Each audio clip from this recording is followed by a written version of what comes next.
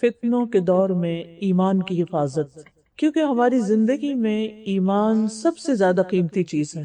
اگر ایمان ہے تو دنیا میں بھی دل میں سکون ہے، راحت ہے، اطمینان ہے۔ اگر ایمان سلامت ہے تو موت کے بعد کے بھی سارے مرحلے آسان ہیں، ہمیشہ کی زندگی بھی اچھی ہے۔ اور اگر ایمان نہیں تو پھر کچھ بھی نہیں۔ سب سے بڑا مفلس اور فقیر وہ ہے جس کے پاس ایمان نہیں، اور سب سے زیادہ خوش قسمت وہ ہے جس کے پاس ایمان ہے۔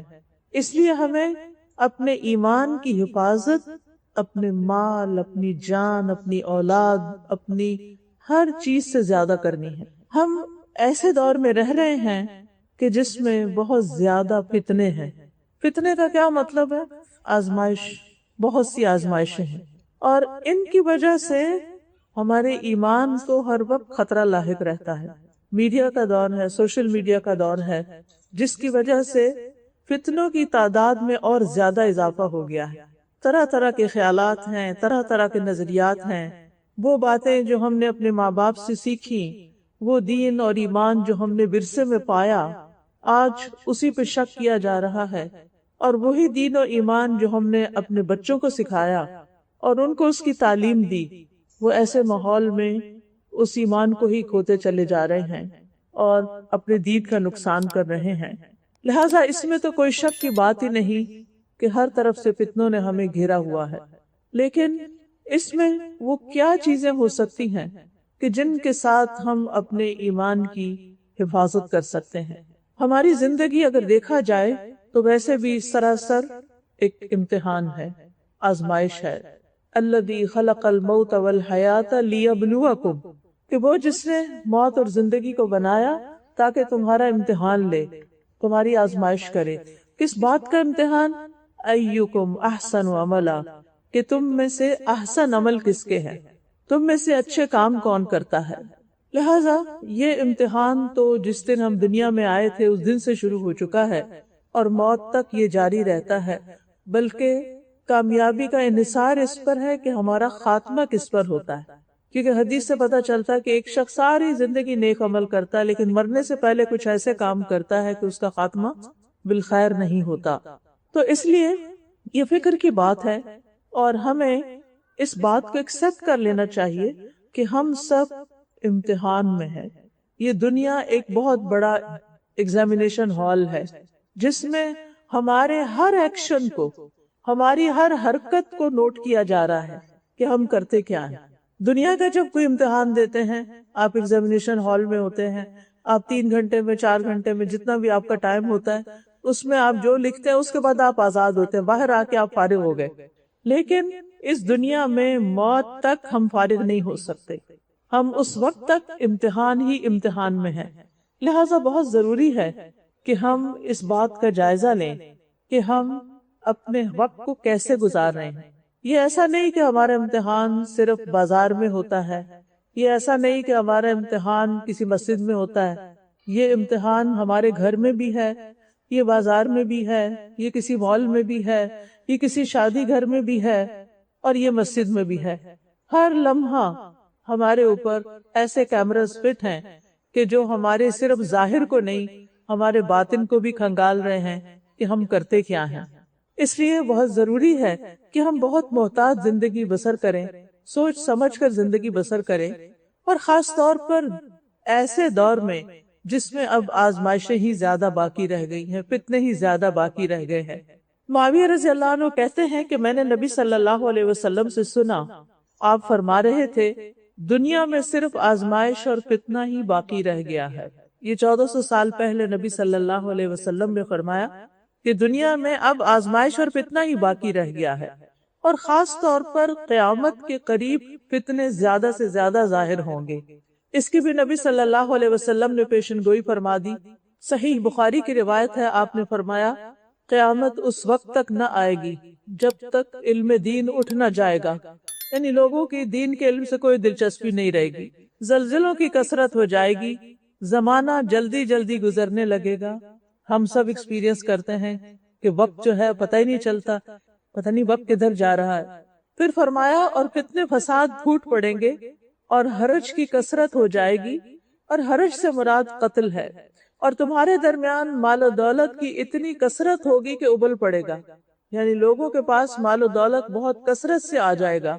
پھر اسی طرح آپ نے یہ بھی فرمایا کہ علامات قیامت 6 ہیں: میرا فوت ہونا، بیت المقدس کا فتح ہونا، بکری کے سینے کی بیماری کی طرح موت کا لوگوں کو دبوچنا، ہر مسلمان کے گھر کو متاثر کرنے والے فتنے کا ابھرنا، ہر مسلمان کے گھر کو متاثر کرنے والے، یعنی کوئی گھر ایسا نہیں ہوگا کہ جس میں اس کا انفلوئنس نہ ہو یا جس میں اس فتنے کی وجہ سے کوئی پریشانی نہ ہو۔ آدمی کو 1000 دینار دیے جائیں تو اس کا خاطر میں نہ لانا، یعنی یہ تو کچھ پیسہ ہی نہیں، یہ تو کچھ مال ہی نہیں، کم سمجھنا۔ اور روم کی غداری اور اسی کے جھنڈوں کے نیچے چلیں گے، اور ہر جھنڈے کے نیچے 12,000 افراد ہوں گے۔ یہ کچھ اور باتیں ہیں جو آئندہ اللہ بہتر جانتا ہے کہ کس طرح سامنے آتی ہیں، لیکن باقی چیزیں تو ہم نے دیکھ لی۔ پھر اسی طرح آپ نے یہ بھی فرمایا کہ فتنے جو ہیں بارش کے قطروں کی طرح اتریں گے۔ اسامہ بن زید رضی اللہ عنہ روایت کرتے ہیں کہ نبی صلی اللہ علیہ وسلم مدینہ کے ٹیلوں میں سے ایک ٹیلے پہ چڑھے، یعنی اوپر جگہ پہ چڑھے، فرمایا جو کچھ میں دیکھتا ہوں کیا تم بھی دیکھتے ہو؟ صحابہ نے کہا نہیں، ہمیں تو کچھ نظر نہیں آ رہا۔ آپ نے فرمایا میں فتنوں کو دیکھ رہا ہوں جو بارش کے قطروں کی طرح تمہارے گھروں کے اندر داخل ہو رہے ہیں۔ یعنی نبی صلی اللہ علیہ وسلم تو اللہ کے رسول تھے، خاص چنے ہوئے بندے تھے، تو ان کو کچھ ایسی چیزیں بھی دکھائی جاتی تھی جو ایک عام انسان نہیں دیکھ سکتا۔ تو آپ نے فتنوں کو گرتے ہوئے دیکھا کہ ہر گھر میں داخل ہو رہے ہیں۔ اسی طرح آپ نے فرمایا مجھے تمہارے متعلق ان گمراہ کن خواہشات کا سب سے زیادہ فکر ہے، اندیشہ ہے، جن کا تعلق پیٹ اور شرمگاہ سے ہوتا ہے، اور گمراہ کن فتنوں کا بھی ڈر ہے کہ تمہیں فتنے حق سے ہٹا دیں گے، دین سے ہٹا دیں گے، تمہارا ایمان لے جائیں گے۔ اسی طرح ہم دیکھتے ہیں کہ ہمارا دشمن شیطان بھی فتنہ برپا کرنے کے لیے روزانہ اپنے لشکر بھیجتا ہے۔ جابر رضی اللہ عنہ کہتے ہیں کہ رسول اللہ صلی اللہ علیہ وسلم نے فرمایا بے شک ابلیس اپنا تخت پانی پر بچھاتا ہے، پھر وہ اپنے لشکر روانہ کرتا ہے، اس کے سب سے زیادہ قریب وہ ہوتا ہے جو سب سے بڑا فتنہ ڈالتا ہے۔ یعنی ابلیس کے لشکر ہیں اور وہ دنیا میں اپنے لشکر بھیجتا ہے، اور ابلیس سے سب سے زیادہ قریب کون ہے؟ جو سب سے بڑا فتنہ پرداز ہے۔ ان میں سے ایک آ کر کہتا ہے میں نے فلاں فلاں کام کیا، وہ کہتا ہے تم نے کچھ نہیں کیا۔ پھر ان میں سے ایک آ کر کہتا ہے میں نے فلاں کو اس وقت تک نہیں چھوڑا یہاں تک کہ اس کے اور اس کی بیوی کے درمیان تفریق کرا دی، طلاق دلوا دی۔ اور کہا جاتا ہے کہ اب طلاق کی ریشو شادیوں سے بھی زیادہ ہو گئی ہے، بچے شادی نہیں کر رہے، اور جو کر رہے ہیں وہ سیٹل نہیں ہوتے۔ بس وہ اس کو اپنے قریب کرتا ہے اور کہتا ہے تم سب سے بہتر ہو جو میاں بیوی کو لڑا کر آئے ہو، پھر وہ اسے اپنے ساتھ لگا لیتا ہے، یعنی اس کو اپنے گلے سے لگا لیتا ہے۔ تو اس سے آپ اندازہ لگائیں کہ کس قدر یہ فتنہ عام ہے کہ اچھے بھلے میاں بیوی کے درمیان چھوٹی چھوٹی باتوں پر آپس کی لڑائی جھگڑا اور آپس کی نوک جھونک اور بدمزگی اور ایسی چیزیں کہ جس کی وجہ سے ان کے باہمی تعلقات خراب ہو جاتے ہیں۔ تو سوال یہ پیدا ہوتا ہے کہ فتنہ ہے کیا؟ فتنہ ہر وہ معاملہ ہے، ہر وہ چیز فتنہ ہے جو آپ کو اللہ سبحانہ وتعالی سے اور اللہ کی اطاعت سے دور کر دے۔ یعنی ہر انسان کے لیے وہ چیز فتنہ ہے، چاہے وہ آپ کا سیل فون ہو، چاہے وہ آپ کے بچے ہوں، چاہے وہ آپ کا اسپاؤس ہو، چاہے وہ آپ کی جاب ہو، چاہے وہ آپ کا کوئی شوق ہو، کوئی ہابی ہو، ہر وہ چیز، دوبارہ سن لیجئے کہ ہر وہ چیز، ہر وہ معاملہ جو آپ کو اللہ سبحانہ وتعالی سے دور کر دے اور اللہ تعالیٰ کی اطاعت سے دور کر دے۔ آپ غور کیا کیجئے کہ وہ کون سے کام ہوتے ہیں، وہ کون سی چیزیں ہوتی ہیں کہ جن کی وجہ سے آپ کی نماز دیر سے ہوتی ہے، یا نماز قضا ہو جاتی ہے، یا آپ نماز لیٹ کر دیتے ہیں۔ ہو سکتا ہے وہ آپ کا کوکنگ کا شوق ہو سکتا ہے وہ آپ کا گھومنے پھرنے کا شوق ہو سکتا ہے وہ آپ کا شاپنگ کا شوق ہو، یعنی کون سی چیز ہے؟ ہم میں سے ہر شخص جب کوئی بات سنے تو وہ اپنے آپ کو انالائز کرے۔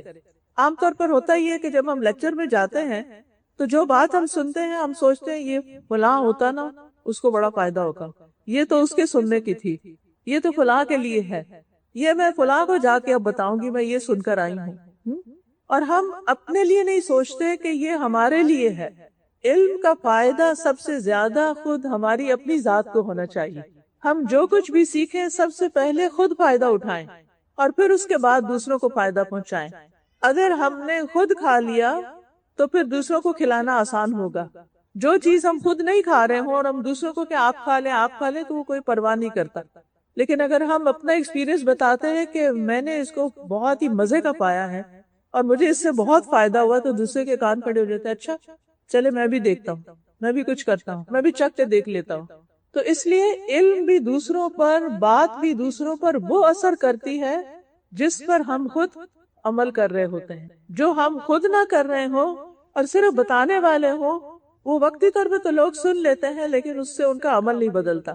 اس کے علاوہ بھی چونکہ عربی زبان بہت وسیع زبان ہے تو اس میں فتنے کے مختلف معنی بھی بیان کیے گئے ہیں۔ فتنے کا معنی مشقت بھی ہے کہ جو چیز انسان کو مشقت اور تکلیف میں ڈال دے۔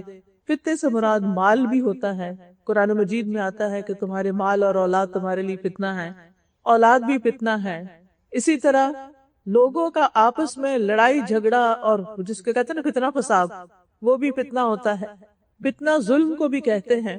پھر یہ یاد رکھیے کہ فتنہ صرف شر میں نہیں ہوتا، فتنہ خیر میں بھی ہوتا ہے۔ جو نعمتیں ہمیں ملی ہیں وہ نعمتیں بھی ہمارے لیے فتنہ بن جاتی ہیں، جیسے اولاد ہے، بچے ہیں، ہمیں ان سے اتنی محبت ہوتی ہے کہ بعض اوقات ان کی وجہ سے ہم کچھ غلط کام کر جاتے ہیں۔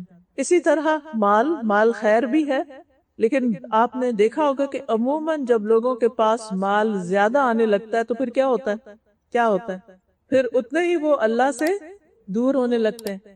وہ مال کو خیر کے کاموں میں، اپنی آخرت بنانے میں خرچ کرنے کی بجائے اپنی دنیا کو ایکسپینڈ کرنے لگتے ہیں۔ پھر وہ اس پہ راضی نہیں ہوتے، پھر اس سے بہتر کی تلاش، بہتر سے بہتر کی تلاش، جس کے نتیجے میں ان کی عبادات بھی ضائع ہوتی ہیں اور ان کے بعض اوقات معاملات بھی خراب ہوتے ہیں۔ پھر اسی طرح یہ ہے کہ ہر تکلیف بھی ایک آزمائش ہوتی ہے اور ہر راحت بھی آزمائش ہوتی ہے۔ آپ دیکھیے کہ آپ کو اگر اچھا نرم گرم بستر مل جاتا ہے اور اچھی نیند آپ کو آتی ہے تو پھر صبح فجر کے وقت کب اٹھتے ہیں آپ؟ جن لوگوں کو نیند نہیں آتی وہ پھر اٹھ جاتے ہیں، لیکن جن لوگوں کو بہت گہری نیند کا آنا اللہ کی بڑی رحمت ہے، بڑی نعمت ہے، کیونکہ سلیپ کے بے شمار فائدے ہیں۔ جن لوگوں کی سلیپ ڈسٹرب ہوتی ہے ان کو بہت سی بیماریاں لاحق ہو جاتی ہیں، لیکن اس نعمت کو پا کر جب اللہ اکبر کی آواز آتی ہے، ہمارا الارم بجتا ہے، تو پھر ہم کیا کرتے ہیں؟ ہم سائڈ بدل کے پھر سو جاتے ہیں۔ تو یہ بھی ہمارے لیے ایک فتنہ ہے۔ پھر اسی طرح باقی چیزیں بھی، پھر کچھ اس کے برعکس جیسے بیماری ہے، فقر و فاقہ ہے، جو ہمیں چیزیں ناپسند ہوتی ہیں وہ تو سب ہمارے لیے ویسے ایک آزمائش ہیں ہی۔ تکلیف دہ چیزوں پر تو انسان پھر اللہ تعالیٰ کی طرف رجوع کرتا ہے، لیکن جب نعمتیں زیادہ ملتی ہیں تو انسان بھول جاتا ہے کہ یہ تو میرے لیے آزمائش ہے، یہ تو ایک فتنہ ہے اور مجھے کیئرفل ہونا ہے اور بھی کیئرفل ہونا ہے۔ تو ان دونوں چیزوں میں انسان کو اپنے اوپر چیک رکھنے کی ضرورت ہے، اچھے حالات میں بھی اور تکلیف دہ حالت میں بھی۔ عبد الرحمن بن عوف کہتے ہیں ہم رسول اللہ صلی اللہ علیہ وسلم کے ساتھ تکلیف اور تنگی میں آزمائے گئے تو اس پر ہم نے صبر کر لیا، اس کے بعد کشادگی کی حالت اور خوشی میں آزمائے گئے تو ہم صبر نہ کر سکے، یعنی تکلیف سے زیادہ راحت ہمارے لیے آزمائش بن گئی۔ پھر اسی طرح آپ دیکھیے ایک اور چیز بھی، کچھ چیزیں تو سامنے نظر آتی ہیں اور ہم سمجھ بھی پاتے ہیں یہ میرے لیے فتنہ ہے، یہ آزمائش ہے، یہ مجھے اللہ سے دور کرے۔ دیکھیں ایک ہی کرائٹیریا آپ نے رکھنا ہے سامنے کہ کون سی چیز مجھے اللہ سے دور کر رہی ہے، کیا وہ کوئی انسان ہے، دوست ہے، کوئی مال ہے، کیا چیز ہے، کوئی شوق ہے، تو الرٹ ہو جانا ہے۔ جہاں بھی آپ اس کی وجہ سے اللہ سے دور ہو رہے ہیں، کوئی نافرمانی کا کام کر رہے ہیں، جو اللہ کو ناراض کرنے والا کام کر رہے ہیں، کچھ چیزیں تو نظر آتی ہیں، لیکن ایک بات اور بھی یاد رکھیے کہ کچھ چیزیں نظر بھی نہیں آتی، کچھ فتنے ہمیں دکھائی بھی نہیں دیتے، کچھ فتنوں کا ہمیں پتہ ہی نہیں چلتا کہ یہ ہمارے لیے فتنہ ہے، وہ تو اور بھی خطرناک بات ہے۔ آپ دیکھیے کہ اگر آپ کے ہاتھ پہ کوئی پھوڑا نکل آئے تو کیا ہوتا ہے، آپ کو فوراً فکر پڑ جاتی ہے، آپ ایک دوا لیتے ہیں، دوسری لیتے ہیں، جب تک وہ ٹھیک نہ ہو جائے آپ روز اس کو دیکھتے رہتے ہیں اب کہاں پہنچے، اب کہاں پہنچے۔ اللہ نہ کرے کہ اگر کسی کے پیٹ میں کینسر ہو جائے اس کو پتہ بھی نہیں چلتا، اور عموماً پھر کیا ہوتا ہے کہ جب بالکل انسان آخری دم پہ پہنچتا ہے تو پھر ڈائگنوز ہوتا ہے، پھر ڈاکٹر کہتے ہیں ریورسیبل، اب کچھ نہیں ہو سکتا، اب اس کا کوئی علاج نہیں، کیونکہ وہ اندر چھپا ہوا تھا، وہ آپ کو نظر نہیں آیا، آپ نے کہا پیٹ میں درد ہے، چلو یہ ٹوٹکا کر لو، وہ دوا کھا لو، وہ پانی پی لو، مختلف چیزیں کرتے رہتے ہیں۔ بہت سے لوگ جب بیمار ہوتے ہیں تو اس بیماری کی فکر نہیں کرتے، ڈاکٹر کے پاس نہیں جاتے، خود سے خود ڈاکٹر بن جاتے ہیں اور اپنا علاج خود کرتے رہتے ہیں، اور اس نتیجے میں اپنی ڈاکٹری سے اور زیادہ بیمار ہو جاتے ہیں، حتیٰ کہ وہ بیماری ہلاکت خیز بن جاتی ہے۔ کہنے کا مطلب یہ اس مثال کا کہ کچھ ہماری ہڈن خرابیاں ایسی ہوتی ہیں، کچھ روحانی بیماریاں ایسی ہوتی ہیں، کچھ ایسی ڈیزیزز ہوتی ہیں ہمارے اندر جن کا ہمیں خود بھی پتہ نہیں ہوتا، جن میں سے مثلا نیت کی خرابی، اگر نیک کام کرتے ہوئے بھی نیت خراب ہے، اللہ کے لیے نہیں کر رہے، دکھاوے کے لیے کر رہے ہیں، تو ہم ایک طرح سے آزمائے جا رہے ہیں کہ ہم اس وقت میں کیا کر رہے ہیں اور ہمیں پتہ بھی نہیں چلا۔ اسی طرح کچھ لوگوں کے لیے ان کی اپنی بد زبانی، زبان درازی فتنہ ہوتی ہے، اور وہ اس کو سمارٹ ہونا کہتے ہیں کہ میں بہت چالاک ہوں، اپنے آپ کو سوچتے ہیں، کہ دوسروں کو تو نہیں کہتے، میں بہت سمارٹ ہوں، میں بہت حاضر جواب ہوں، میں بہت ذہین ہوں، میں ہر ایک کو چپ کرا سکتا ہوں، میں ہر ایک کا منہ بند کر سکتا ہوں، اور اس طرح کی باتوں سے وہ کیا کرتے ہیں، اپنے آپ کو بہت خوش رکھتے ہیں کہ میرا کانفیڈنس لیول بہت بھائی، مجھے کوئی کچھ نہیں کہہ سکتا، مجھے کسی کی پرواہ نہیں۔ اس طرح کی جو تھنکنگ، اس طرح کے جو خیالات ہوتے ہیں انسان کے اندر، وہ انسان کے لیے بہت بڑی آزمائش ہوتے ہیں کہ انسان اپنی برائیوں کو، اپنے برے خیالات کو، اپنے حسد کو، اپنے بغض کو، اور اسی طرح کی جو نفاق کو، منافقت کو، دو رخے پن کو ڈیٹیکٹ نہ کر پائے کہ یہ میرے اندر خرابی ہے۔ اور اگر کوئی اس کو یاد دلا دے یا بتا دے کہ دیکھو تم بات نہیں سیدھی کرتے، تم ٹھیک نہیں کر رہے، یا تمہارے اندر یہ بات صحیح نہیں ہے، تو پھر کیا کرتے ہیں، مائنڈ کر جاتے ہیں، اس سے ناراض ہو جاتے ہیں۔ لہٰذا وہ خرابیاں اندر ہی اندر پلتی رہتی ہیں، حتیٰ کہ انسان کے منہ سے ایسی باتیں نکلتی ہیں، انسان کے اندر سے ایسے برے کام نکلتے ہیں کہ وہ اس کی ہلاکت کا باعث بن جاتے ہیں۔ تو بہرحال بعض اوقات لوگوں کے لیے کوئی بھی آفت جو اس کو اس کے مقصد سے پھیر دیتی ہے، اس کے لیے فتنہ بن جاتی ہے، چاہے مال ہو یا اولاد ہو۔ مال کا فتنہ جہاں تک تعلق ہے وہ کیا ہے، نبی صلی اللہ علیہ وسلم نے فرمایا لوگوں پر ایک وقت ایسا آئے گا جب آدمی کو اس کی کوئی پرواہ نہ رہے گی کہ مال حلال طریقے سے حاصل کیا یا حرام طریقے سے کمایا، بس ان کو کس بات کی فکر ہوگی کہ ہم مال کما لیں، ہمارے پاس زیادہ سے زیادہ مال آ جائے۔ کہاں سے آتا ہے، کسی کو دھوکہ دے کے آتا ہے، چوری کر کے آتا ہے، لوٹ کے آتا ہے، اس سے کوئی فرق نہیں پڑتا۔ اسی لیے آپ دیکھیں کہ اس وقت تھیفٹ کی بھی، چوری کی بھی نئی نئی قسمیں ایجاد ہو گئی۔ آپ کے کریڈٹ کارڈز ہیک ہو جاتے ہیں، آپ کے بینک سے پیسے نکل جاتے ہیں اور پتہ بھی نہیں چلتا۔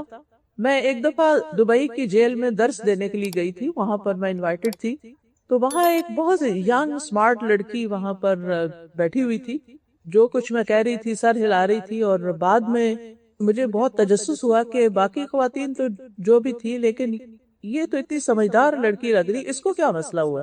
تو جب لیکچر ختم ہوا تو میں نے اس سے بات کی، میں نے کہا کہ تمہیں کیا ہوا، تم یہاں کیسے؟ تو کہنے لگی کہ میں آئی ٹی پروفیشنل تھی اور بس مجھے ایک لت لگ گئی تھی لوگوں کے بینکوں سے پیسے چوری کرنے۔ کہتی میرا ہسبینڈ بہت ویل ٹو ڈو تھے، جب وہ گھر سے چلے جاتے، صبح جاب پہ چلے جاتے، اور میرے پاس کچھ کرنے کا کام نہیں تھا، میں دبئی میں تھی، کوئی ایسا نیبرہڈ نہیں تھا، کوئی اور مصروفیت نہیں تھی، تو میں کمپیوٹر پہ بیٹھ جاتی اور بیٹھ کے چوری شروع کر دیتی، اور ہر ٹرانزیکشن پر مجھے وہ لذت ملتی کہ جیسے میں نے بہت کچھ اچیو کر لیا ہو۔ اب آپ دیکھیں کہ ایک غلط کام ہے اور انسان کو اسی کا نشہ ہو گیا، اس کی ایڈکشن ہو گئی۔ لیکن چور آخر کتنے دن تک چوری کر سکتا، اس کی چوری تو کھل کے رہتی۔ بہرحال وہ پکڑی گئی اور پھر وہ جیل میں بھیج دی گئی۔ اس کی زندگی تو خراب ہوئی، لیکن اس کے ساتھ آپ دیکھیں کہ کتنے سارے لوگوں کو نقصان پہنچا، خود اس کے گھر والوں کی عزت، خود اس کے ہسبینڈ کی پریشانی، اور بچے اور باقی سب۔ یعنی ایک انسان جب غلط کام کرتا ہے، کسی فتنے میں مبتلا ہوتا ہے، تو وہ صرف اپنے آپ کو نقصان نہیں دے رہا ہوتا، وہ دوسروں کو بھی نقصان دیتا ہے۔ اسی لیے ہمارے دین میں امر بالمعروف اور نہی عن المنکر بھی ہے کہ نیکی کا حکم دو اور برائی سے روکو بھی۔ اگر آپ کے علم میں آ جاتا ہے کہ کوئی شخص صحیح نہیں کر رہا، تو یہ نہیں کہ ہمیں نہیں پرواہ، مائنڈ یور اون بزنس، جو مرضی کوئی کرے، جیسے پنجابی میں کہتے ہیں سانو کی، جو مرضی کوئی کرے، تو نہیں، ہمیں فکر ہونی چاہیے، ہمارے اوپر اپنی ذمہ داری بھی ہے اور دوسروں کی بھی ہے۔ خصوصاً ہمارے لوڈ ونس جو ہیں، قریبی لوگ جو ہیں، ان کی تو ہمیں اور فکر ہونی چاہیے کہ وہ کیا کر رہے ہیں۔ بہرحال کہنے کا مطلب یہ ہے کہ ایک فتنہ کیا ہے؟ مال، جو بہت بڑا فتنہ ہے، جس میں سب سے بڑا فتنہ یہ ہے کہ مال کا سورس آف انکم ہم نہیں سوچتے کہ کیا ہے۔ یہ تھفٹ کی باتیں تو بہت بڑی باتیں ہیں، لیکن اس کے علاوہ بھی آپ دیکھیں کہ بہت سے لوگوں نے اب سوشل میڈیا کو انکم جنریٹنگ ٹول بنایا ہوا ہے۔ وہ ان سے انکم جنریٹ کرتے ہیں، اور مثلا یوٹیوب پر اشتہار، اب چینل بنا لیا، اس پہ جھوٹی سچی خبریں ڈالی، کچھ فیکٹس صحیح ہوئے، کچھ غلط ہوئے، بعض اوقات بالکل ایسی انفارمیشن ہوتی ہے جس کا کوئی تعلق نہیں، لیکن دوسروں کو انٹرٹین کرنا، بعض اوقات اس میں فضول باتیں کی جاتی، کچھ لوگ تو بہت فاؤل لینگویج یوز کر رہے ہوتے ہیں اور لوگ اس پہ ہنس رہے ہوتے ہیں اور ان کو بہت سی لائکس مل رہی ہوتی ہیں۔ اب کیا ہے، اس سے وہ انکم آ رہی ہے۔ اب انکم جو آ رہی ہے کیونکہ بہت سارے لائکس ہو گئے ہیں، بہت ساری چیزیں ہو گئی ہیں، اور ان کو مزہ کس میں آتا ہے؟ یہ ضروری نہیں کہ ہم سچی انفارمیشن ڈالیں، بہت سے وہ لوگ بھی اس میں شامل ہیں جو جھوٹی حدیث کے نام سے، دین کی باتوں کے نام سے وہ لوگوں کو فارورڈ کرے ہوتے ہیں، اور اس میں مینی ٹائمز فارورڈڈ اوپر لکھا ہوا آتا ہے۔ اب اس طرح کی چیزیں لوگوں میں غلط انفارمیشن پھیلانا، دین کے بارے میں یا دنیا کے بارے میں یا ہیلتھ کے بارے میں یا فوڈ کے بارے میں یا ایکسرسائز کے بارے میں یا کسی بھی چیز کے بارے میں لوگوں کو مس لیڈ کرنا، یہ بہت بڑا ظلم ہے اور بہت سارے لوگوں پہ ظلم ہے۔ لیکن ہم صرف یہ دیکھتے ہیں کہ ٹرینڈز کیا ہیں، لوگوں کی پسند کیا ہے، لوگ کیا چاہتے ہیں، اور پھر جو اس پہ اشتہار آتے ہیں وہ چاہے الکوہل کے آئیں، چاہے کوئی زنا کی دعوت ہو، چاہے کوئی فحش قسم کی چیزیں ہوں، انہیں اس سے کوئی پرواہ نہیں کہ کہاں سے ہو رہا ہے، بس انہیں یہ ہے کہ ہمارے پیسے آ رہے ہیں۔ اسی طرح کے اور بہت سے طریقے ایجاد ہو چکے ہیں کہ جس میں پیسے کمانے کے لیے حلال حرام کی پرواہ نہیں کی جاتی۔ بہت سے لوگ سود لیتے ہیں، ایسی جگہوں پر اپنے اکاؤنٹس کھولتے ہیں کہ جہاں ان کو سود ملتا رہے، اور وہ بالکل پرواہ نہیں کرتے کہ وہ حلال ہے یا حرام ہے۔ آپ دیکھیے کہ قرآن مجید میں بہت سے گناہوں کا ذکر ہے، ان کی سزاؤں کا بھی ذکر ہے، لیکن جتنی سخت سزا سود کے اوپر بتائی گئی ہے اتنی کسی اور چیز پر نہیں۔ اور وہ کیا ہے کہ جو اس حکم کو سن کے باز نہیں آتا اللہ اور اس کے رسول سے جنگ کے لیے تیار ہو جائے، کس میں ہمت ہے کہ اللہ کا مقابلہ کرے؟ لیکن یہ بھی ایک آزمائش ہے، یہ بھی ایک فتنہ ہے۔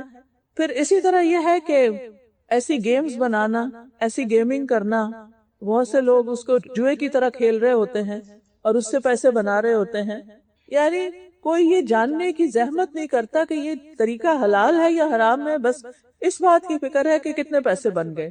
پھر اسی طرح کچھ لوگ تو ڈائریکٹ جوئے میں انوالو ہیں، وہ لاٹری کھیلتے رہتے ہیں اور ان کو اس کی ایڈکشن ہو جاتی ہے، اور افسوس یہ ہے کہ خود مسلمان اس کام میں شریک ہے۔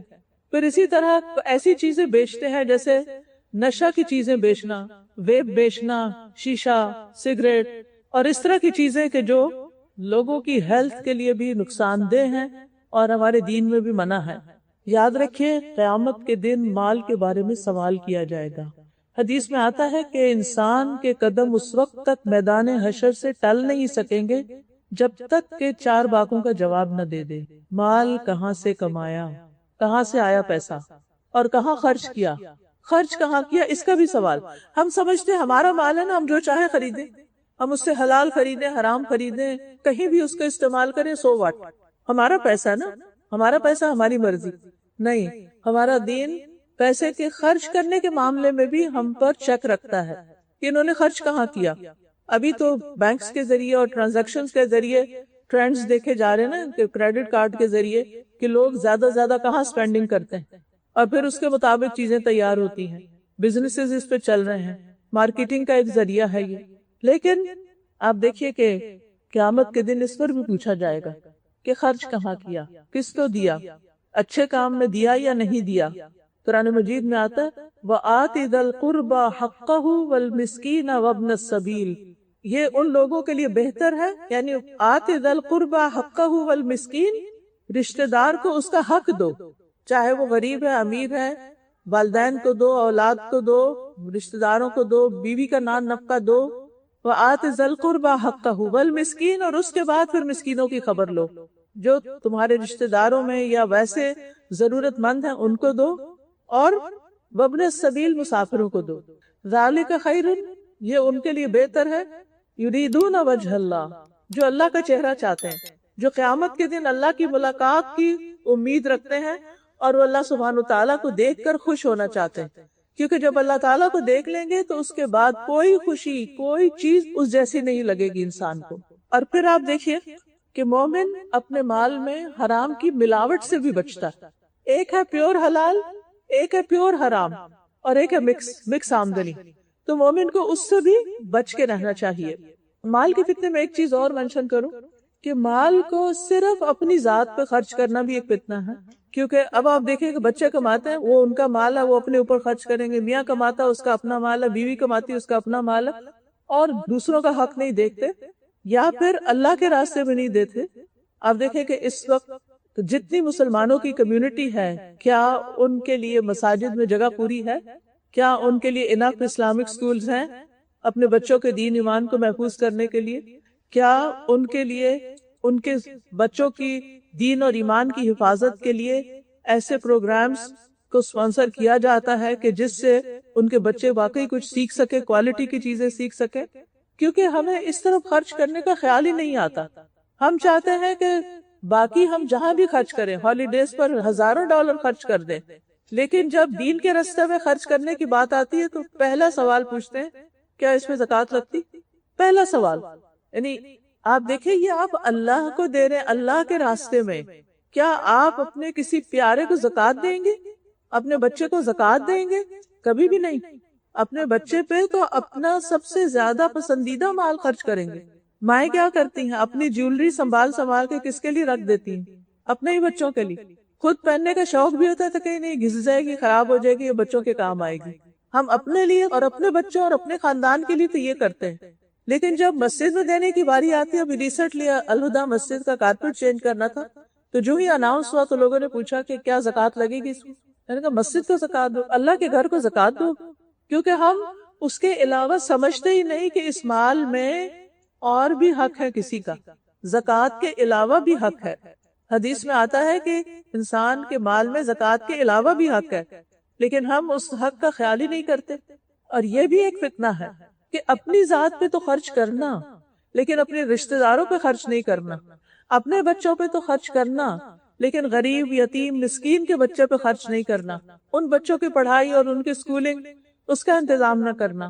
پھر اپنے اوپر تو خرچ کرنا، لیکن اللہ کے گھر پہ خرچ نہ کرنا، اللہ کے دین کے لیے خرچ نہ کرنا، دنیا کی تعلیم کے لیے تو خرچ کرنا، لیکن دین کی تعلیم کے لیے خرچ نہ کرنا۔ بہت سے لوگ کسی بھی کورس میں داخلہ کیوں نہیں لیتے، کوئی لیکچر سننے کے لیے کیوں نہیں جاتے جہاں پر کوئی ٹکٹ وغیرہ لگاتے ہیں؟ ظاہر ہے جو بڑی بڑی کانفرنسز ہوتی ہیں، جیسے RIS ہوتی ہے اور اسی طرح کی کانفرنسز ہوتی ہیں، تو آپ دیکھیں کہ کتنی بڑی جگہ وہ ہائر کرتے ہیں، پھر کتنے اسکالرز کو باہر سے بلاتے ہیں۔ اب جو فل ٹائم اسکالرز ہوتے ہیں ان کی اپنی تو سورس آف انکم کوئی ایسا نہیں ہوتا، ان کو آنے جانے کا ٹکٹ بھی دینا ہوتا ہے، ان کے رہنے کے لیے ہوٹل کا بھی انتظام کرنا ہوتا ہے، کھانے پینے کا بھی انتظام کرنا ہوتا ہے، لیکن بہت سے لوگ ایسی کانفرنسز پہ کیوں نہیں جاتے؟ اچھا پہلے پوچھیں کہ فری ہے؟ فری ہے تو چلے جاتے ہیں، اور اگر فری نہیں ہے تو پھر ہم نہیں جا رہے، تو کس کا نقصان ہے؟ علم کا چشمہ بہہ رہا ہے اور آپ صرف اس لیے نہیں جا رہے کہ ہمیں کچھ پیسے خرچ کرنے پڑیں گے۔ آپ دیکھیں کہ جو مال آپ اللہ کے راستے میں دیتے ہیں اس کے بارے میں قرآن ہمیں کیا بتاتا ہے؟ مثل الذین ينفقون اموالهم فی سبیل اللہ کمثل حبۃ انبتت 7 سنابل فی کل سنبلۃ 100 حبۃ واللہ یضاعف لمن یشاء۔ ان لوگوں کی مثال جو اللہ کے راستے میں مال دیتے ہیں، یعنی مسجد کو دیتے ہیں، کسی مدرسہ کو دیتے ہیں، کہ دین کے کاز کے لیے دیتے ہیں، کوئی اسلامک لٹریچر بانٹتے ہیں، کوئی اور اسی طرح کے کام کرتے ہیں، ان کی مثال ایسی ہے جیسے ایک دانہ بویا جائے جس سے 7 بالیاں نکلے، ہر بالی میں 100 دانے ہوں، ایک دانہ 700 دانے بن جائے۔ ایک چھوٹا سا گندم کا دانہ آپ لگاتے ہیں اور اس سے 700 دانے بن جائے، اتنا زیادہ اللہ تعالیٰ اس کو بڑھا دیتا ہے۔ اور پھر ساتھ ہی فرمایا کہ اللہ تعالیٰ جس کے لیے چاہتا ہے اور بڑھا دیتا ہے، یعنی 700 سے بھی زیادہ دیتا ہے۔ لیکن ہمیں یا تو علم نہیں ہوتا، یا پھر ہم اس کی برکت اور اس کے فیض اور اس کے ثواب کو نہیں جانتے، یا ہمارا آخرت پر یقین نہیں، یا پھر ہمارا اللہ سبحانہ تعالیٰ کی بات پر یقین نہیں کہ وہ ہمیں واقعی دے گا۔ کیونکہ جہاں ہمیں یقین ہوتا کہ یہاں انویسٹ کرنے سے آپ کی آمدنی میں اضافہ ہوگا، ہم بے دریغ انویسٹ کر دیتے ہیں۔ لیکن جہاں یہ ہے کہ پتہ نہیں ہوگا کہ پتہ نہیں، تو پھر ہم سوچتے ہیں اچھا 50-50 ہے، اچھا کر لیتا ہوں، اچھا نہیں، اچھا کر لوں، اچھا نہیں، اسی ڈاواں ڈول سچویشن میں رہتے ہیں. لیکن جہاں یقین ہو، اور اللہ سے بڑھ کے سچی بات کس کی ہو سکتی، جہاں یقین ہوتا ہے وہاں ہم وہ کام خوشی سے پھر کر لیتے ہیں. اور ایسے لوگ کل قیامت کے دن اپنے اجر سامنے پائیں گے، یعنی اللہ تعالیٰ کے ہاں. پھر اسی طرح مال کے علاوہ ایک اور چیز فتنہ ہے، اور وہ ہے عہدوں کا فتنہ. عہدہ، قیادت، لیڈرشپ. اب دیکھیں کہ اکثر جو مسلمانوں کی آرگنائزیشنز ہوتی ہیں وہ فلرش کیوں نہیں کر پاتی، وہ آگے کیوں نہیں بڑھ پاتی؟ بنیادی وجہ کیا ہوتی ہے؟ وہ لیڈرشپ کا شوق، اور پھر اس کی لیگ پولنگ، اور پھر آپس کے جھگڑے فساد. کتنی ہی مسجدیں ایسی ہوں گی جن کا آپ نے شاید سنا ہو کہ ان کے جو چلانے والے ہیں، بورڈ ممبرانز ہیں، ان میں اختلاف ہے، لڑائی جھگڑے ہیں. مسجد کے نمازیوں میں آپس میں گروہ بندی بنی ہوئی ہے، یا اسی طرح جو اسلامک ادارے ہیں، آرگنائزیشنز ہیں، ان کے اندر فتنہ فساد ہے. یہ ایک بہت بڑا فتنہ ہے. ہم دین کا کام کسی عہدے کے لیے نہ کریں، نمایاں ہونے کے لیے نہ کریں کہ میری کوئی سے بنے، مجھے لوگ پسند کریں، میری لیڈرشپ ہو، میں لوگوں کو کنٹرول کروں. ہرگز بھی یہ تمنا نہیں ہونی چاہیے. حدیث میں آتا ہے سید القوم خادمہم، جو قوم کا سردار ہوتا ہے وہ تو ان کا خادم ہوتا ہے، اس کو تو خدمت کرنی ہوتی ہے، اسے تو دوسروں کے کام آنا ہوتا ہے. لیکن بہت سے لوگ اس لڑائی میں، اس چپکلش میں نیکی کا کام ہی چھوڑ دیتے ہیں، بد دل ہو کے وہ ادارہ ہی چھوڑ دیتے ہیں اور اپنے آپ کو وڈرا کر لیتے ہیں. اور پھر شیطان اس چیز کو اتنا خوشنما بنا کے پیش کرتا ہے کہ لوگ کوئی کام کرنا ہی نہیں چاہتے جب تک ان کو کوئی پوزیشن نہ ملے، اور اس چیز کے شوق میں رہتے ہیں. اور پھر پاور کنٹرول، کہ پاور ہماری ہو، ہمارا کنٹرول ہو، ہماری سے ہو، ہماری مرضی ہو. اب آپ خود سوچیں کہ جس کام میں کوئی ٹیم ورک نہیں ہوتا، جس میں کوئی مشورہ نہیں ہوتا، جس میں ایک دوسرے کا خیال نہیں رکھا جاتا، پھر اس کام میں برکت کہاں سے ہو سکتی ہے؟ پھر اسی طرح یہ ہے کہ ایک اور فتنہ جو علم کا فتنہ ہے. علم کے فتنے میں کیا ہے کہ صرف دکھاوے کا علم حاصل کرنا، یعنی بڑی بڑی ڈگریاں صرف اس لیے لی جا رہی ہیں کہ اگر ڈگری بڑی ہوگی تو رشتہ اچھا ہوگا، اس کا کوئی یوز نہیں.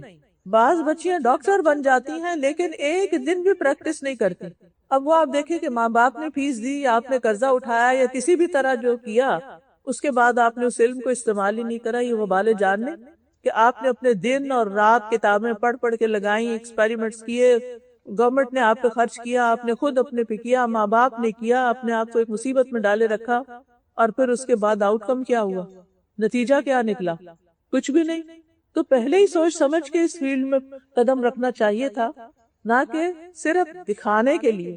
تو یاد رکھیے کوئی بھی علم چاہے دین کا ہو یا دنیا کا ہو، اس کو دکھانے کے لیے حاصل نہیں کرنا چاہیے، صرف شو آف کرنے کے لیے نہیں، دوسروں کو امپریس کرنے کے لیے نہیں کہ میرے پاس فلاں اور فلاں ڈگری ہے، یا پھر یہ کہ میرا سی وی ایسا ہے. اور آپ دیکھیں کہ اس وقت لوگوں کے سی وی لمبے سے لمبے ہوتے چلے جا رہے ہیں، ایک پیج نہیں، 2 3 4 پوری پوری بک بنا لیتے ہیں اب سی وی کی. کہیں ہاتھ بھی لگایا تو وہ بھی لکھ دیں گے کہ میں نے خیر کا ہاتھ کسی کے سر پہ رکھا تھا، فلاں چیریٹی میں $5 دیے تھے. بہرحال تو اس میں آپ دیکھیے کہ یہ ساری چیزیں اتنا کچھ ہونے کے باوجود بھی جب آپ کسی کو ہائر کرتے ہیں، جو لوگ آپ سے ایسے کام پر ہوں گے، تو آپ دیکھیں گے کہ لوگوں کے اندر کام کی کوالٹی کوئی نہیں. بڑی بڑی ڈگریاں ہیں لیکن کرنے کا کام ہی نہیں آتا، بالکل جاہل ان پڑھ کی طرح ہے. تو ایسے پڑھائی کا کیا فائدہ کہ جس سے آپ نے زندگی میں فائدہ نہیں اٹھایا؟ کیونکہ قیامت کے دن پھر انسان سے پوچھا جائے گا کہ جو علم تم نے حاصل کیا اس پر عمل کتنا کیا، یعنی اسے کتنا فائدہ اٹھایا، خود فائدہ اٹھایا یا دوسروں کو فائدہ پہنچایا. پھر آپ دیکھیے ڈس انفارمیشن، غلط خبریں پہنچانا، لوگوں کو غلط باتیں بتانا، من گھڑت حدیثیں سنانا، سنی سنائی باتیں لوگوں میں پھیلانا، دین کے بارے میں جھوٹی باتیں آگے بغیر تحقیق کے، بغیر ریسرچ کے، بغیر اوتھینٹیکیشن کے، جو سنی بات کہیں سے فلاں یہ کہہ رہا تھا آگے بتا دی. ایسا بھی نہیں ہونا چاہیے. اور پھر آپ دیکھیے کہ آج کل تو ایسی چیزیں کتنا بن چکی ہیں کہ ایک غلط بات کوئی کرتا ہے اور پھر اس کو اتنا اشتہار اس کا دے دیا جاتا ہے کہ لاکھوں ویوز ہو جاتے ہیں اس کے، اور سب لوگوں کا دماغ خراب ہو جاتا ہے اس کو دیکھ دیکھ کے. وہ سمجھتے ہیں حق یہی ہے، جبکہ وہ لوگوں کو عین گمراہ کرنے والی باتیں ہوتی ہیں. تو اس لیے ہم سب پر لازم ہے کہ مستند اور صحیح طریقے سے دین کا علم حاصل کریں تاکہ اس فتنے سے ہماری حفاظت ہو سکے. پھر اسی طرح جدید دور کے فتنوں میں سے ایک فتنہ عورت بھی بن گئی ہے. آپ دیکھیے کتنے ہی گھر اس وجہ سے ڈسٹرب ہوتے ہیں، جب ایسی عورتیں مردوں کے پیچھے پڑ جاتی ہیں کہ جن کی بعضوں کا شادی نہیں ہوتی اور بعضوں کی شادی ہوئی بھی ہوتی. آپ دیکھیے کہ کتنی ہی خواتین ایسی ہیں کہ جن کی ازدواجی زندگی جہنم بن گئی ہے کہ ان کے شوہر ان میں کوئی دلچسپی نہیں لیتے. بیوی سے بات کرتے ہیں تو ڈانٹ ڈپٹ کے، اور باہر کی عورتوں سے بات کرتے ہیں تو ہنس ہنس کے.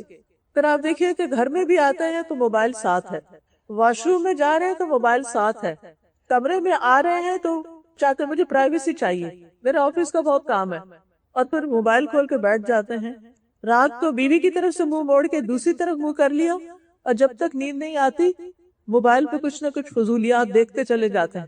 اور پھر اس کے بعد یہ کہ بغیر اللہ کا ذکر کیے، بغیر کوئی دعا مانگے سو جاتے ہیں. انسان کو نہیں پتا ہوتا کہ آج کی رات سونے کے بعد میں دوبارہ اٹھوں گا بھی یا نہیں.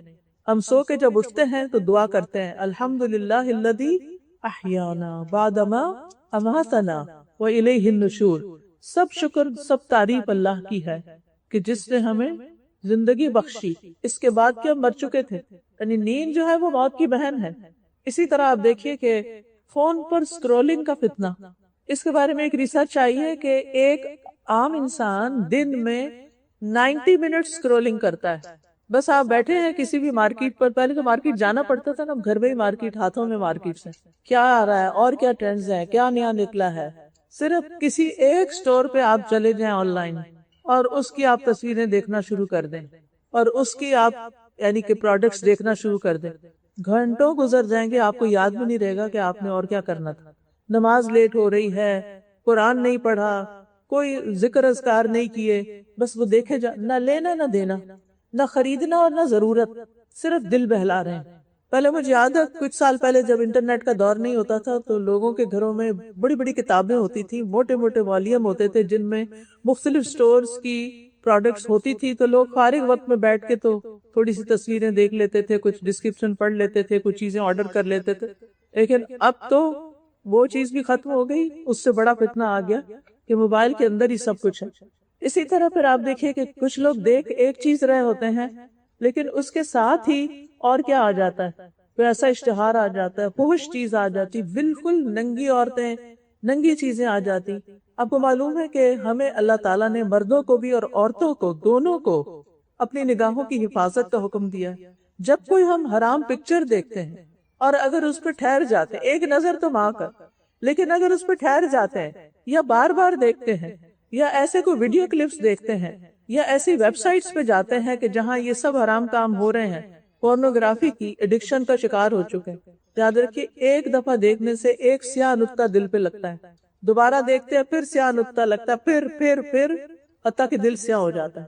جب دل سیاہ ہو جاتا ہے تو دل سخت ہو جاتا ہے، پھر انسان کا اللہ سبحانہ تعالیٰ کی عبادت میں دل ہی نہیں لگتا، دین کی کسی مجلس میں دل ہی نہیں لگتا، مسجد کی طرف قدم ہی نہیں اٹھتے، دینی مجالس اچھی ہی نہیں لگتی، کوئی واعظ و نصیحت پسند ہی نہیں، حتیٰ کہ اپنے موبائل پر بھی کوئی ایسی چیز اگر آ جائے کوئی دین سے متعلق اس کو جلدی سے گزار دیتے ہیں کیونکہ دل تو کہیں اور اٹکا ہوا ہے.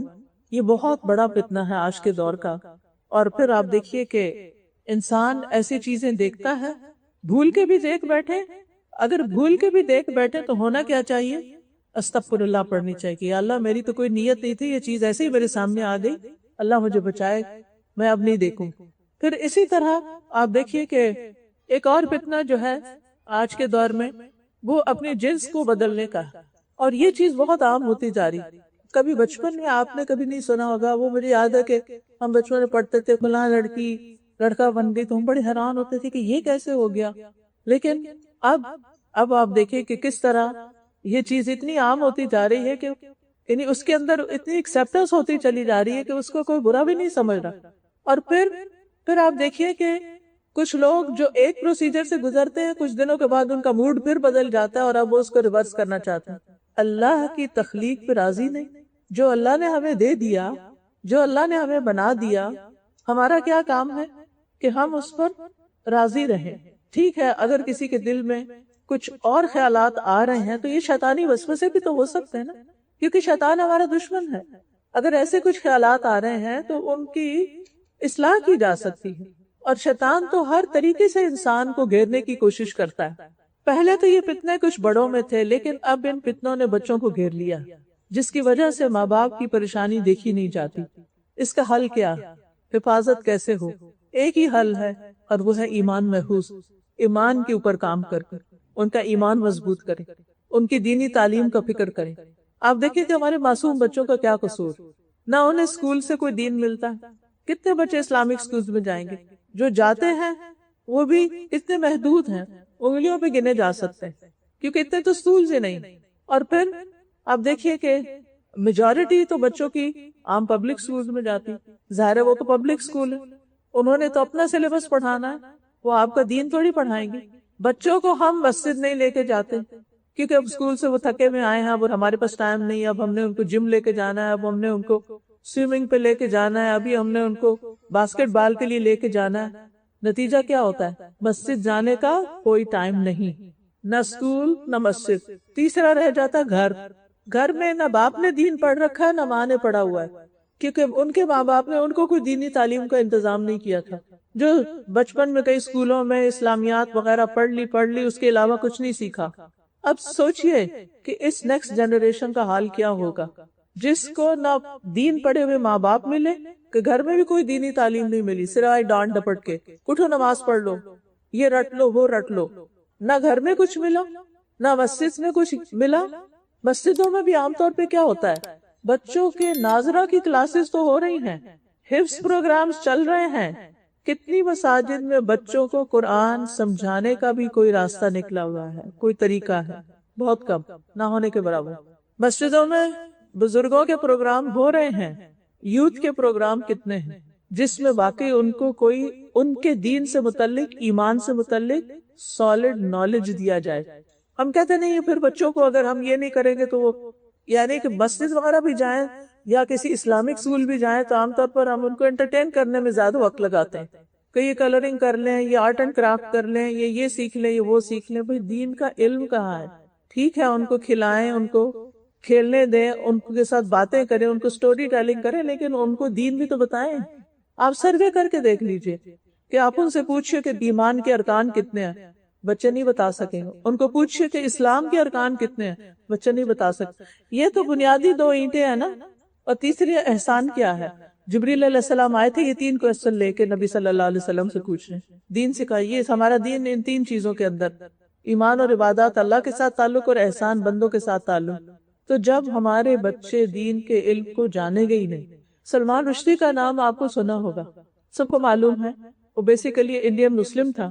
وہ اپنے ایک ویڈیو کلپ میں کہتا ہے کہ بچپن میں میرے فادر مجھے مسجد لے جاتے تھے، ساری نماز عربی میں ہوتی تھی اور مجھے کچھ سمجھ نہیں آتی تھی۔ پھر عید کا خطبہ ہوتا تھا تو میں پوچھتا تھا یہ کیا کہہ رہے ہیں، وہ بھی عربی میں ہوتا تھا۔ میرے والد کہتے جو یہ کر رہے ہیں نا بس ویسے ہی کرتے جاؤ، یعنی ویسے ہی ایکشنز کر لو۔ تو میں نے سوچا کہ جن باتوں کی مجھے سمجھ نہیں آتی میں اس دین کو کیوں اختیار کروں، تو میں نے دین چھوڑ دیا کیونکہ مجھے سمجھ ہی نہیں آتی تھی۔ آج کتنے ہی بچے یہ کہتے ہیں کیا عربک میں قرآن پڑھنا ضروری ہے؟ کہتے ہیں نا۔ مجھ سے تو بہت سے بچوں نے پوچھا کیا عربک میں پڑھنا ضروری ہے، ہمیں کچھ سمجھ تو آتا نہیں۔ اسی لیے آپ دیکھیے کہ سمجھے بغیر پڑھے جا رہے ہیں، ماں باپ خوش ہیں ہم نے ختم کروا دیا، ناظرہ پڑھا دیا، اب برکت ہو جائے گی، لیکن ان کو کوئی پتہ نہیں اس کا مطلب کیا ہے۔ یہاں کے بچے آنکھیں بند کر کے چیزیں نہیں لیتے، وہ فتنوں سے گرے ہوئے ہیں، ان کے بہت سے چیلنجز ہیں۔ آپ کو انہیں ٹائم دینا ہے، آپ کو ان کو وقت دینا ہے، آپ کو انہیں محبت دینی ہے، آپ کو انہیں اسلام کی خوبصورت تصویر دکھانی ہے، آپ نے انہیں اللہ کی معرفت، اللہ کی پہچان دینی ہے، آپ نے ان کو پروفٹ کی سٹوری سنانی ہے، پروفٹ کی سنت بتانی ہے، آپ نے ان کو آخرت کے بارے میں بتانا ہے، آپ نے ان کو قرآن کا مطلب سمجھانا ہے۔ یہ سب کرنے کے لیے کیا آپ کو خود علم کی ضرورت ہے؟ کوئی اور وہ نہیں سکھا سکتا جو آپ اپنے بچے کو دے سکتے ہیں، کیونکہ آپ اس کا مزاج سب سے زیادہ سمجھتے ہیں۔ آپ کو پتا ہے میرا یہ بچہ ایک بات کو کس طریقے سے سمجھتا ہے، اسی لیے کچھ بچے ایسے ہوتے ہیں وہ کسی اور کے قابو آتے ہی نہیں۔ آپ اچھے سے اچھا ٹیچر رکھ کے دیں، ہزاروں ڈالر خرچ کریں، ان بچوں نے کچھ نہیں سیکھنا ان سے، انہوں نے آپ سے ہی سیکھنا ہے۔ وہ آپ سے جواب چاہتے ہیں، وہ آپ سے پوچھنا چاہتے ہیں، کیا آپ ان کے جواب دینے کے قابل ہیں؟ اور اگر نہیں تو کیا اپنے قابلیت کو بڑھانا نہیں چاہیے؟ کیا ہمیں خود دین کو نہیں سیکھنا چاہیے؟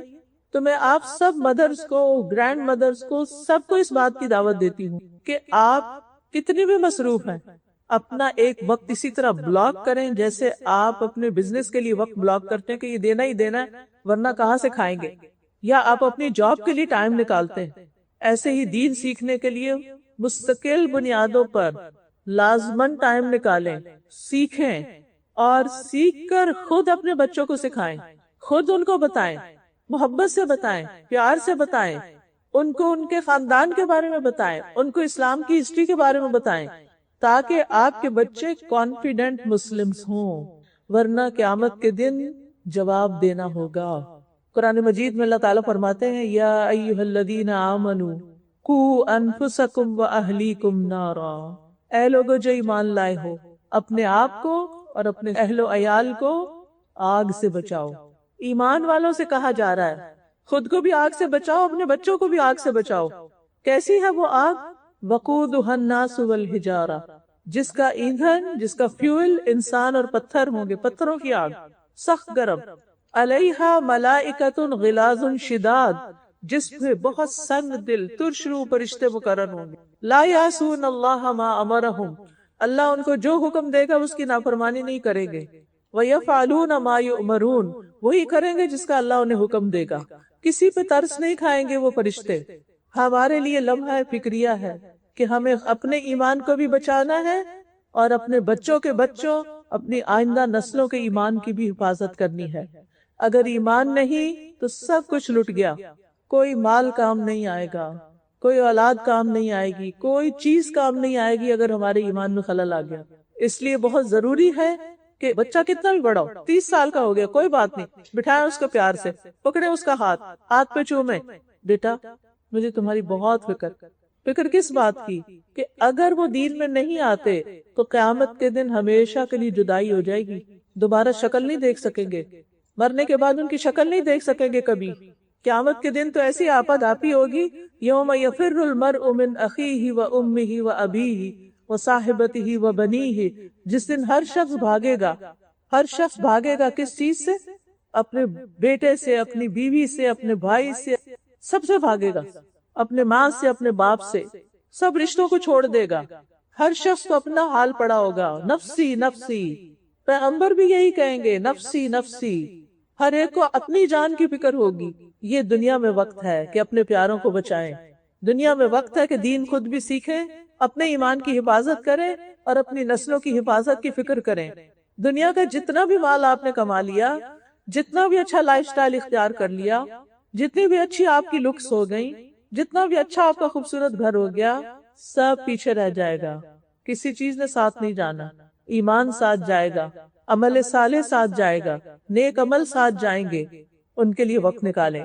پھر آپ دیکھیں کہ ایک اور فتنہ کیا ہے؟ دل کا مردہ ہو جانا، کسی چیز میں دل نہ لگنا، یعنی کسی برائی کو برائی نہ سمجھنا، کسی نیکی کو نیکی نہ سمجھنا، اچھائیوں اور برائیوں کا نہ پہچاننا، اور پھر خواہشات کا غلبہ ہو جانا، یعنی صرف وہ کرنا جو اچھا لگتا ہے، کھانے میں صرف وہ کھانا جس کا مزہ لگتا ہے، پہننے میں وہ پہننا جو بس مجھے اچھا لگتا ہے۔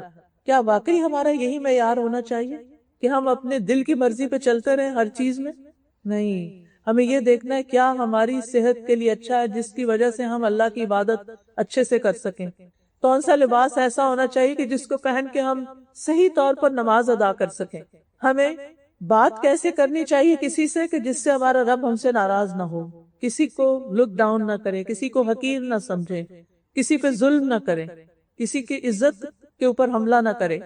پھر آپ دیکھیں ایک اور فتنہ ہے دنیا کی چمک دمک کا فتنہ، ایک سے ایک نئی چیز، ایک سے ایک نئی چیز، صرف کسی ایک دکان میں بھی گھس جائیں تو اتنی ورائٹی ہوگی چیزوں کی، چاہے وہ فوڈ کی ہے، چاہے وہ آپ کے ڈریسز کی ہے، چاہے وہ پرس ہے، چاہے وہ یعنی یو نیم اٹ۔ تو بہت سے لوگ دل لگانے کے لیے، دل بہلانے کے لیے پھر ایسا ہی کرتے ہیں، جب کاموں سے فارغ ہوتے ہیں تو چلو تھوڑا سا مال کا چکر لگاتے ہیں، واک بھی ہو جائے گی۔ لیکن اصل مسئلہ واک نہیں ہے، اصل مسئلہ کیا ہے؟ کچھ اور ہے۔ وہاں ہی دل کیوں لگتا ہے؟ اللہ کی قدرت جا کے دیکھے، پارک میں اتنا اچھا موسم ہے، وہاں جا کے واک کرے، جہاں اللہ کی نشانیاں نظر آئے، اللہ کی عظمت دل میں بیٹھے، اس کی ہیبت دل میں آئے، اس کی محبت دل میں آئے، اور اس کے ساتھ باتیں کریں، اپنی روحانی صحت کو بہتر بنائیں۔ پھر اسی طرح آپ دیکھیے کہ اخلاقیات کے بارے میں مختلف فتنے، یعنی لوگوں کے ساتھ جو معاملات ہیں ہمارے، اپنے رشتہ داروں کے ساتھ، اپنے گھر والوں کے ساتھ، اپنے بچوں کے ساتھ، اور بچوں کے آپس میں ریلیشن شپ، ان پر نظر ڈالیں وہ کیسے ہیں، ان کی کتنی اصلاح کی ضرورت ہے۔ اور پھر سب سے بڑا فتنہ دجال کا فتنہ، یعنی فتنے تو ہیں ہی لیکن سب سے بڑا فتنہ دجال کا فتنہ ہے۔ جب وہ باہر آ جائے، ابھی دجال آیا نہیں، جب آئے گا تو کیا حال ہوگا۔ وہ زمین سے کہے گا اپنی پیداوار نکالو اور وہ اگا دے گی فوراً، لوگوں کا ایمان خراب ہو جائے گا دیکھ کے کہ یہ تو واقعی خدا، وہ اپنے آپ کو خدا کہے گا کہ میں خدا ہوں، تو لوگ اس کے پیچھے لگ جائیں گے۔ پھر اسی طرح وہ آسمان سے کہے گا بارش برسے، بارش برسنے لگے گی، اس وقت مومن بھی ہل جائے گا، اور جو اس کی بات نہیں مانے گا وہ اس کو کھانا نہیں دے گا، فوڈ پر اس کا پورا کنٹرول ہو جائے گا۔ تو صحابہ کو پریشانی ہوگی کہ اس وقت پھر ہم کیا کھائیں گے۔ آپ نے فرمایا مومنوں کی خوراک اس وقت وہی ہوگی جو فرشتوں کی ہے۔ فرشتے کیا کھاتے ہیں؟ کچھ کیا پڑھتے ہیں؟ تسبیح، سبحان اللہ و بحمدہ سبحان اللہ العظیم، یعنی تسبیح کی کثرت۔ پھر آپ دیکھیے کہ اس سب سے بڑے فتنے میں ہمیں اپنے ایمان کو بچانا ہوگا کہ کچھ بھی ہو جائے ہمیں ایسی کسی چیز سے انفلوئنس نہیں ہونا۔ بات یہ ہے کہ یہ ایک دن میں نہیں ہوتا، اس کے لیے اپنا پورا لائف سٹائل اسلامی کرنا ہوتا ہے، اپنی ہر چیز میں یہ دیکھنا ہوتا ہے کہ اللہ تعالیٰ کو کیا پسند ہے اور کیا پسند نہیں۔ ہمیں بعمل زندگی بسر کرنی ہے تاکہ ہماری موت اسلام کی حالت میں آئے۔ وَلَا تَمُوتُنَّ إِلَّا وَأَنْتُمْ مُسْلِمُونَ۔ پھر اسی طرح یہ ہے کہ خوش قسمت ہے وہ شخص جو فتنوں سے بچ جائے۔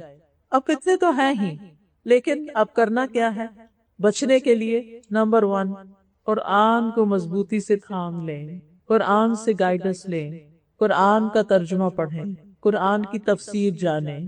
قرآن مجید میں آتا ہے کہ اتل ما اوحی الیک من الکتاب واقم الصلاۃ، اے رسول کتاب میں سے جو آپ کی طرف وحی کیا گیا اس کی تلاوت کیجیے اور نماز قائم کیجیے۔ اور تلاوت کا مطلب صرف ریسیٹیشن نہیں ہوتا، تلاوت کا مطلب ہوتا ہے سمجھ کے پڑھنا بھی۔ کلا یتلو تلون کا مطلب ہوتا ہے اس کا پیچھا کرنا، یعنی غور و فکر کرنا۔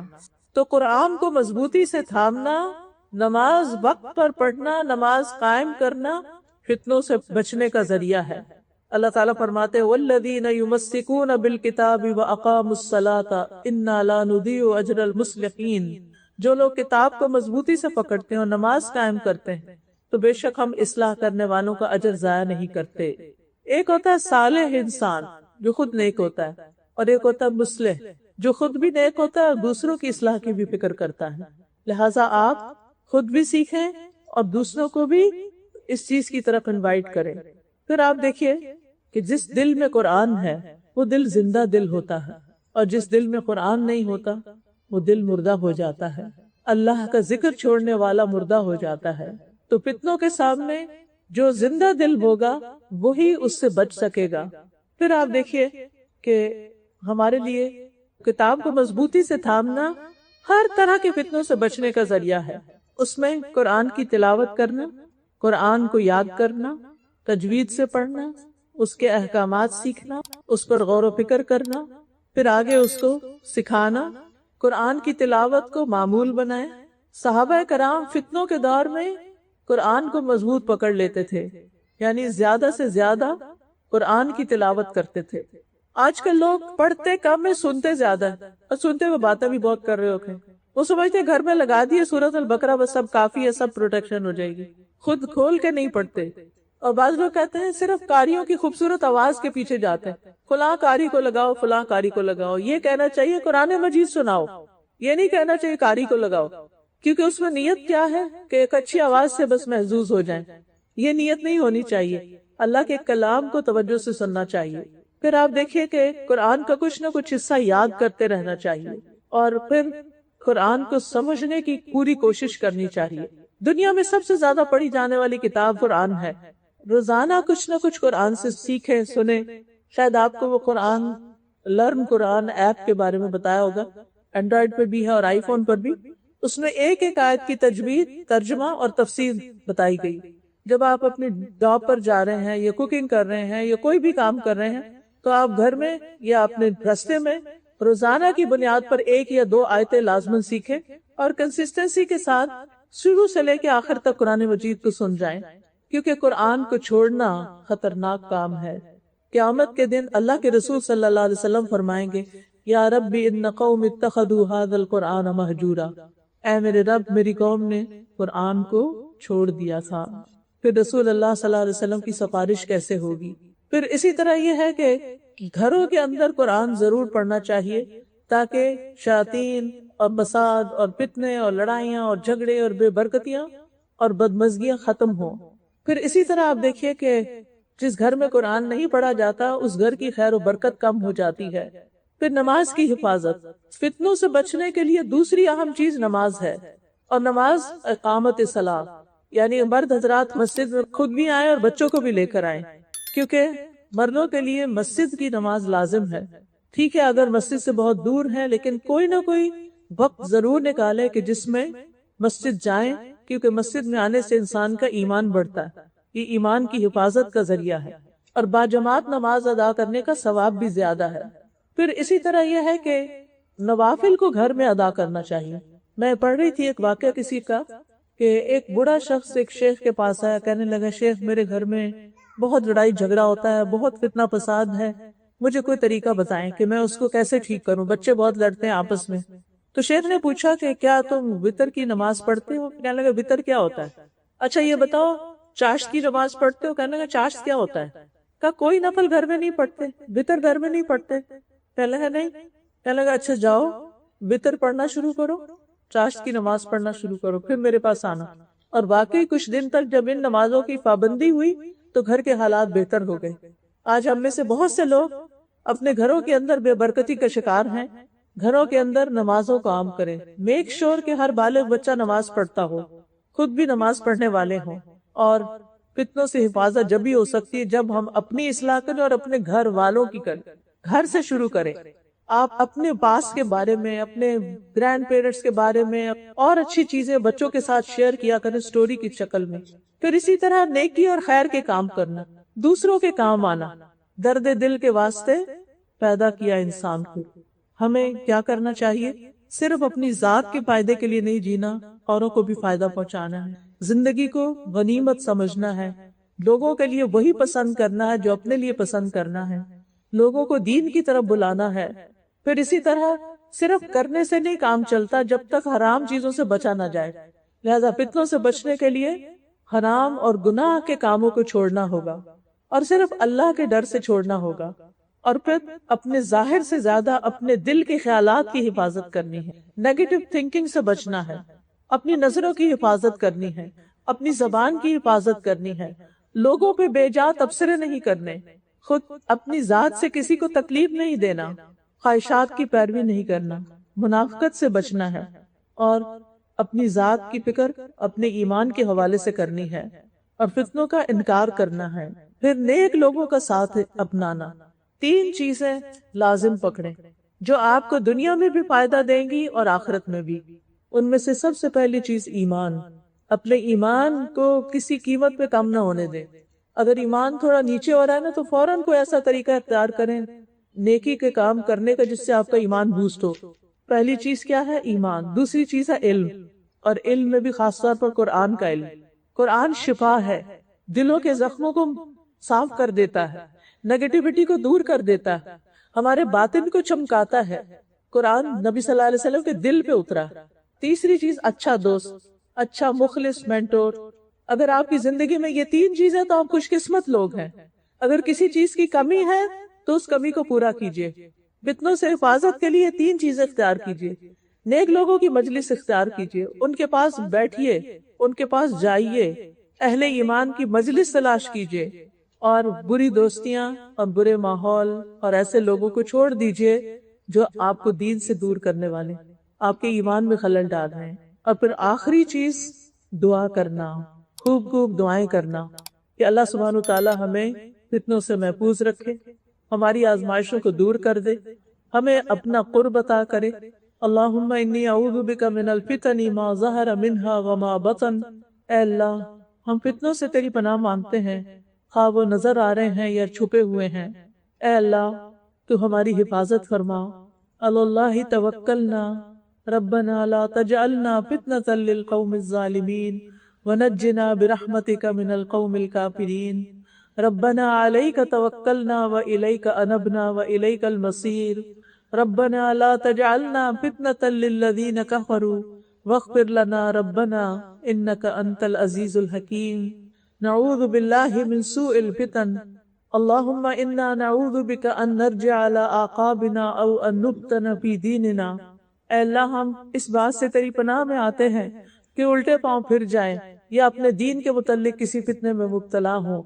اللہم انا نعوذ بک من عذاب جہنم ونعوذ بک من عذاب القبر ونعوذ بک من فتنة المحیا والممات ونعوذ بک من شر فتنة المسیح الدجال۔ یا اللہ ہمیں ظاہری اور باطنی فتنوں سے محفوظ رکھنا، یا اللہ ہمیں مال کے فتنے سے محفوظ رکھنا، اللہ فقر اور غربت اور محتاجی کے فتنے سے محفوظ رکھنا، یا اللہ ہمیں دن اور رات کے فتنوں سے محفوظ رکھنا، یا اللہ دنیا کے فتنے سے محفوظ رکھنا، اللہ گمراہ کن فتنوں میں پڑے بغیر اپنی ملاقات کا شرف عطا کرنا، اللہ دجال کے فتنے سے ہماری حفاظت کرنا۔ اللہم انی اعوذ بک من الکسل والحرم والجبن والبخل وفتنة المسیح الدجال وعذاب القبر اللہم انا نعوذ بک من عذاب القبر ومن فتنة القبر اللہم انا نعوذ بک من فتنة النار وعذاب النار ومن شر الغنى والفقر یا حی یا قیوم برحمتک نستغیث۔ یا اللہ جتنی بہنیں آئی ہیں ان سب کا آنا قبول فرما۔ یا اللہ جو کچھ بھی باتیں ہوئی ہیں ان میں سے جو صحیح ہیں وہ ہمارے دلوں پہ اتار دے، ہمارے عمل میں لا دے۔ اگر کوئی بات ناسمجھی میں کہہ دی ہے تو یا اللہ تو اس کو ہم سے دور کر دے، ہمارے سینے سے محو کر دے۔ یا رب العالمین ہمیں نفع مند علم عطا فرما، ہمیں پاکیزہ رزق عطا فرما، ہمیں خشوع والا دل عطا فرما، اپنے آگے گڑ گڑانے والا بنا۔ اللہ اپنے پہ توکل کرنا سکھا۔ اللہ تمام بیماروں کو صحت عطا فرما۔ اللہ سب کی اولاد کو ہدایت عطا فرما۔ اللہ سب کی اولاد کو ان کی آنکھوں کی ٹھنڈک بنا۔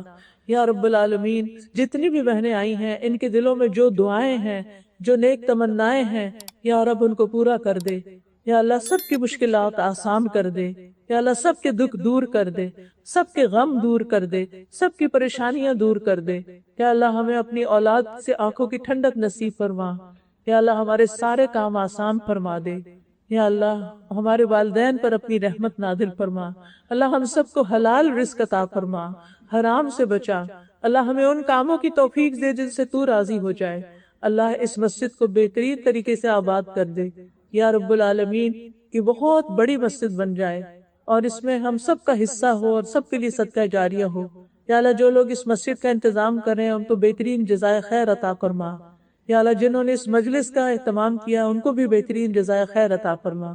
اللہ جو بہنیں چل کے آئی ہیں، سواریوں پہ آئی ہیں، اپنا وقت نکالا ہے، یا اللہ یہ سب ان کے حق میں نیکی بن جائے اور صدقہ جاریہ بن جائے۔